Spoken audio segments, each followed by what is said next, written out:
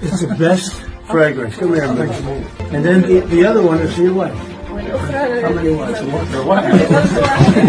10 November সোমবার white হাউসের oval অফিসে যুক্তরাষ্ট্রের প্রেসিডেন্ট ডোনাল্ড ট্রাম্প ও সিরিয়ার অন্তর্বর্তীকালীন প্রেসিডেন্ট আহমদ আল শারার বৈঠকে এক অভিনব ঘটনা ঘটে। ট্রাম্প নিজের ব্র্যান্ডের পারফিউম উপহার দিয়ে তা সরাসরি আল শারার গায়ে স্প্রে করেন।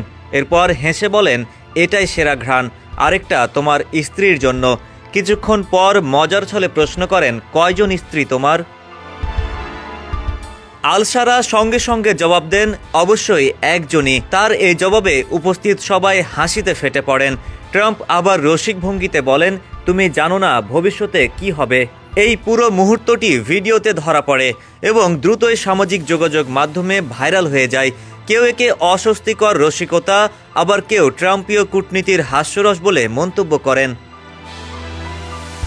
বৈঠকের মূল আলোচ্য বিষয় ছিল আসাদ পরবর্তী সিরিয়ায় স্থিতিশীলতা, মার্কিন সেনা প্রত্যাহার ও আইএস বিরোধী অভিযান। তবে পারফিউম পর্ব সেটিকে ছাপিয়ে যায়। 13 নভেম্বর পর্যন্ত ভিডিওটি এক্স, ইনস্টাগ্রাম ও ইউটিউবে লাখোবার দেখা হয়েছে এবং এটি নিয়ে নানা মিম, মন্তব্য ও কূটনৈতিক আচরণবিধি নিয়ে বিতর্ক শুরু হয়েছে। 2024 সালের শেষ দিকে সিরিয়ার দীর্ঘদিনের শাসক বাশার আল আসাদের পতনের পর যুক্তরাষ্ট্র সিরিয়া সম্পর্ক নতুনভাবে গঠিত হচ্ছে এবং এই বৈঠক ছিল এই প্রক্রিয়ার অংশ। আহমেদ আল শারা, যিনি একসময় হায়াত তাহরির আল শামের নেতা এবং পূর্বে আবু মোহাম্মদ আল জোলানি নামে পরিচিত ছিলেন, এখন তিনি সিরিয়ার অন্তর্বর্তীকালীন প্রেসিডেন্ট। ডেস্ক রিপোর্ট, সমকাল।